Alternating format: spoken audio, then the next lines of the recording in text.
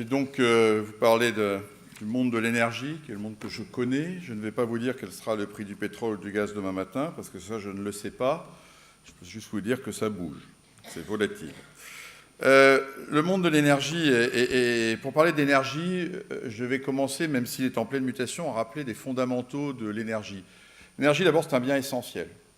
Un bien essentiel à la marge de l'économie mondiale.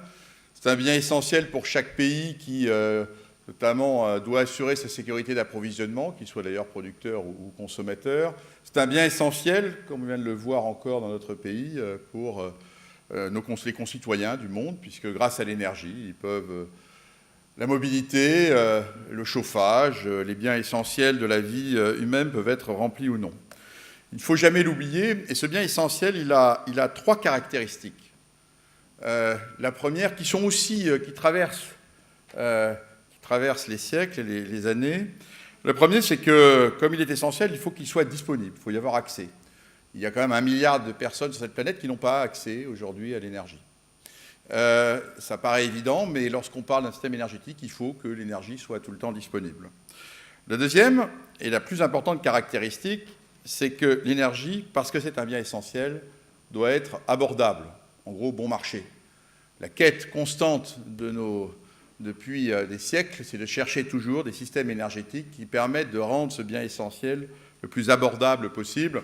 Et ce que nous venons de vivre, là encore, dans notre pays, l'a encore démontré. Et puis, le troisième caractéristique des technologies que nous développons dans le monde de l'énergie, c'est qu'on cherche à avoir une énergie qui soit de plus en plus compatible avec l'environnement, le sujet du changement climatique étant là, bien évidemment, pesant au-dessus de toutes nos décisions. Et donc, cette énergie, elle doit être disponible, abordable et propre, je dirais. Il ne faut pas se tromper, ça a toujours été le cas, et c'est même si on parle aujourd'hui de transition énergétique et de mutation, en fait, tout cela, c'est une évolution lente. On consommait du bois il y a 2 siècles, on est passé au charbon, on est passé au gaz, au pétrole, puis au gaz, puis au nucléaire. On cherche en permanence cette quête. L'autre caractéristique de l'énergie, c'est que c'est un temps long. Un temps long parce que nous manipulons des investissements énormes, gigantesques. On y investit des 1000 milliards de dollars, en gros, pour l'ordre de grandeur. Et donc, lorsqu'on parle de mutation de l'énergie, il faut toujours avoir en tête qu'en même temps, il y a peut-être des urgences, mais que tout cela ne va pas bouger aussi vite que l'on voudrait des fois, et qu'il faut intégrer cette dimension du temps, et que les décisions que nous prenons aujourd'hui, d'ailleurs, ont plutôt un impact à des horizons de 10-15 ans, plutôt que changer le système actuel. Alors, bien sûr, pour nous, intervenir pour moi dans un colloque sur le risque pays, c'est assez évident, puisque une autre caractéristique de l'énergie, et je sais que je surprends parfois les gens, c'est qu'en fait, si on parle de risque pays, c'est parce qu'elle est très concentrée. Cette énergie aujourd'hui, notamment les hydrocarbures, qui sont au cœur du système énergétique et mondial actuel. Juste pour vous rappeler un fondamental, 6 pays à eux seuls détiennent 75% des réserves de pétrole. Ce sont les États-Unis, le Canada, l'Arabie, l'Irak, l'Iran et la Russie. Je ne viens pas de citer des pays neutres, au passage. 2 pays d'Amérique du Nord, 3 pays du Moyen-Orient et la Russie. Et si je prends les réserves sur le gaz, c'est de la même façon. Alors, il m'en faut 7 pour faire 75%. Vous retrouvez États-Unis, Canada, vous retrouvez Russie, vous retrouvez Iran et Arabie, et puis il en faut 2 autres qui sont le Qatar, autre pays du Moyen-Orient, et le Turkménistan. Ça, c'est moins connu, pays qui présente d'autres risques, d'ailleurs, à sa façon, puisqu'il est enfermé au sein de l'Asie centrale. Donc, on a une énergie concentrée et sur finalement assez peu de pays, et les hydrocarbures. Et pour un groupe comme Total, bien évidemment, qui par ailleurs est le seul major pétrolier privé qui n'a pas de ressources domestiques dans son pays et qui a donc dû se construire hors de son pays, eh bien, nous faisons face à ces risques, puisque nos bases historiques sont essentiellement le Moyen-Orient. Nous sommes nés au Moyen-Orient en 1924, où nous sommes aujourd'hui la première major internationale. L'Europe du Nord, c'est peut-être moins de risques pays, encore que ça dépend. Et puis c'est l'Afrique, bien évidemment. Et puis comme on aime bien les risques dans le groupe, et qu'on a construit ce groupe mondial justement en gérant ce risque pays, on y a ajouté au cours des dernières années notamment la Russie, le Brésil, et puis Australie, Canada, pour compléter un peu le paysage. Nos réserves, en fait, aujourd'hui, nos ressources, on a 70% des ressources, ce sont sur 8 pays, 4 pays OCDE, ce qui est peu connu, Norvège, États-Unis, Canada, Australie, et 4 pays non OCDE, Russie d'ailleurs en tête, Émirats arabes unis, Qatar et Nigeria. Donc on doit gérer ce risque, et au passage, la seule solution qu'on a trouvée pour gérer ces risques pays, c'est de construire le groupe que j'ai l'honneur de présider, c'est-à-dire un major qui gère 150 milliards d'actifs, et de répartir les risques entre tous ces pays en veillant à ce qu'aucun des pays, des problèmes dans un seul pays ne puissent pas, je dirais, poser problème à l'équilibre global de l'entreprise, puisqu'en gros, on a une exposition maximale de l'ordre de 10 à 12 milliards sur un pays, ce qui est quand même pas mal d'argent. Donc la taille de l'entreprise a été la réponse que nous avons apportée à cette notion de risque de façon à pouvoir le gérer. Alors pour revenir sur le thème, oui, le monde est en mutation, le monde de l'énergie est en mutation, et notamment parce qu'il faut combiner, encore une fois, parce qu'il faut faire face à l'urgence du risque climatique, que vous le savez, on le sait tous, au cœur de la croissance du dernier siècle, il y a les hydrocarbures, que les hydrocarbures, s'ils ont été cette source de développement économique fort, sont en même temps, les énergies fossiles, je devrais dire également, puisqu'il faut ajouter le charbon, pas seulement les hydrocarbures, sont également à l'origine d'émissions de gaz de CO2, à peu près 60% des émissions de CO2 sont liées à l'énergie et 40% liées aux hydrocarbures. Et donc, pour nous, c'est effectivement un point central de la stratégie du groupe, puisqu'en fait, derrière cette mutation, c'est l'évolution de nos marchés. L'évolution des marchés de l'énergie, comment, entre aujourd'hui et 2040, les marchés vont évoluer. Alors, juste là encore, pour que vous ne vous trompiez pas, malgré le fait que vous lisez tous les matins dans le journal que c'est la fin des hydrocarbures, je vais me référer, et la façon dont nous réfléchissons dans le groupe Total, c'est que l'on prend un scénario de l'Agence internationale de l'énergie qui s'appelle Sustainable Development Scenario, c'est en gros qui serait un monde à 2 degrés. Alors pour imaginer un monde à 2 degrés, c'est un monde... D'abord, je vous rappelle aujourd'hui la situation de l'énergie dans le monde. Aujourd'hui, l'énergie est produite à 80% par des énergies fossiles sur la planète, dont 27% par le charbon, 32% par le pétrole et 23% par le gaz. Au passage, le charbon, qui est une énergie soi-disant du passé, représente en gros à peu près encore 27% de l'énergie mondiale. Et si on regarde sur l'électricité et l'énergie secondaire, c'est même un poids plus important, puisque c'est la première source aujourd'hui mondialement d'électricité. Ce qui prouve d'ailleurs, quand je vous parlais de temps long, et malgré l'urgence dont on parle, les temps sont vraiment très longs. Donc 80%, alors après il y a des compléments, notamment le nucléaire qui représente 5%, la biomasse, mais la biomasse est une biomasse traditionnelle qui émet beaucoup de CO2, ce sont les femmes en Afrique et dans les pays émergents qui font la cuisine avec du bois, ce qui est d'ailleurs source de problèmes de santé également. Les énergies renouvelables représentant aujourd'hui, si on inclut l'hydroélectrique, à peu près 5%, si on regarde éolien et solaire, c'est 2%. Alors un monde en 2040, je prends 20 ans pour l'échelle, qui serait un monde à 2 degrés, c'est un monde qui a plusieurs défis. Le premier, c'est qu'il ne faudrait pas que les 9 milliards d'habitants de cette planète, dont 1 milliard ne consomment pas d'énergie, consomment plus d'énergie dans 20 ans qu'aujourd'hui.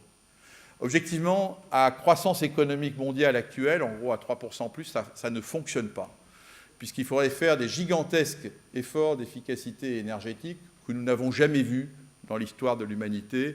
3% d'efficacité énergétique par an, on a en gros délivré 1% depuis des années.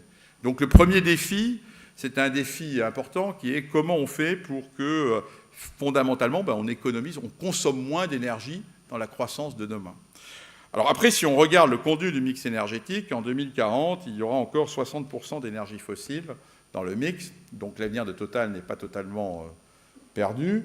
Il suffit juste de tenir avec la façon, mais simplement le mix évoluera, ça fait 80-60, et notamment la première énergie fossile sera le gaz naturel, qui se trouve à une valeur en termes d'émissions de CO2, puisque lorsque vous produisez l'électricité, vous émettez 2 fois moins de CO2 avec du gaz naturel qu'avec du charbon. Le charbon, lui, devrait disparaître, entre guillemets, être réduit à 12% du mix. C'est un défi gigantesque, parce qu'aujourd'hui, les 2 grands pays qui vont tirer la croissance mondiale, que s'appellent la Chine et l'Inde, n'ont que fondamentalement, c'est un peu moins vrai pour la Chine, mais c'est vrai pour l'Inde, qu'une seule ressource naturelle disponible, c'est du charbon. Alors la Chine a par ailleurs du pétrole et du gaz, mais a beaucoup de charbon, et l'Inde également. Or, on observe dans tous les pays du monde que la sécurité d'approvisionnement, ça consiste d'abord pour chacun des pays à utiliser ses propres ressources naturelles. Et donc, ce que je viens de dire, réduire la part du charbon dans le mix énergétique mondial, suppose une mobilisation importante pour aider ces deux grandes économies, notamment l'Inde, à trouver un chemin vertueux. Après, bien évidemment, au-delà des 60%, ce mix fera la part belle notamment aux énergies renouvelables qui atteindront à peu près, disons, 30% dans divers scénarios.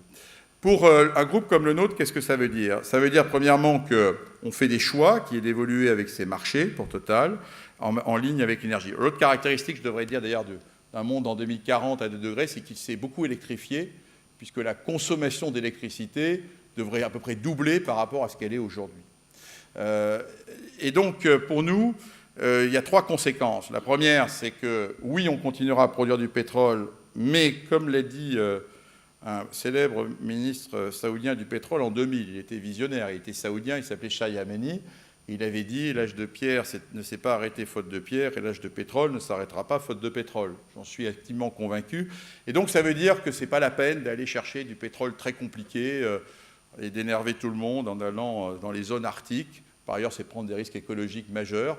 Et donc il y a suffisamment de pétrole, entre guillemets, pas cher sur cette planète, notamment au Moyen-Orient, pour trouver là-dedans un chemin à la fois profitable et de moyen long terme pour ce qui nous concerne. Le deuxième, c'est que l'énergie qui va émerger, un des pages sur les énergies renouvelables, le gaz naturel est le bon complément des énergies renouvelables. Encore une fois, parce qu'il est plus vertueux sur le point d'émission, parce qu'il assure, il est souple en termes il est flexible en termes de mise en production, il est disponible et il peut assurer le complément à l'intermittence des énergies renouvelables. Donc, de façon résolue, nous nous engageons dans le développement du gaz naturel. Nous sommes devenus le numéro 2 mondial l'an dernier du gaz naturel liquéfié après le rachat des actifs de Engie. Et puis le troisième axe, c'est d'aller chercher la croissance là où elle est, et donc dans le monde de l'électricité. Et donc nous sommes en train de construire un troisième pied dans le groupe et de faire évoluer ce groupe d'un groupe qui était dit pétrolier, qui en fait aujourd'hui est pétrolier et gazier, mais qui sera aussi dans le monde de l'électricité, puisque notre ambition, c'est de construire une entreprise qui puisse aussi faire de l'électricité bas carbone, à la fois en produisant de l'électricité soit sous base gaz, soit sous base renouvelable, et puis en le distribuant, de façon à poursuivre l'histoire de ce groupe et qu'il soit toujours un grand de l'énergie de demain. Donc il y a des challenges importants qui se combinent, comme je l'ai dit, effectivement, au fait que les ressources naturelles sont là où elles sont, je ne sais pas les modifier. Pour les énergies renouvelables, d'ailleurs, on diversifie le risque géopolitique, même si aujourd'hui, compte tenu des capitaux à mettre en œuvre, finalement, il y a des besoins importants de financiers, finalement, cela se concentre sur quelques pays, la Chine, qui représente 50% aujourd'hui du marché des énergies renouvelables, les États-Unis, qui sont un très grand marché, malgré ce que vous pouvez entendre dans la bouche du président américain, c'est un des marchés clés, et puis l'Europe, bien évidemment, qui a, sous l'impulsion de l'Allemagne, lancé quelque part cette énergie et donné à la fois la capacité à cette énergie à baisser leurs coûts grâce à des subventions massives pour permettre aujourd'hui au solaire, à l'éolien d'être compétitifs.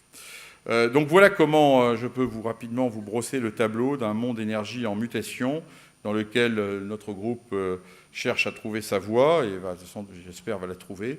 Mais encore une fois, lorsqu'on va parler de tout cela, même si on parle beaucoup de mouvements, n'oubliez pas, l'énergie, elle doit être à la fois disponible, bon marché, pas cher et propre, et c'est un temps long. Merci pour votre attention.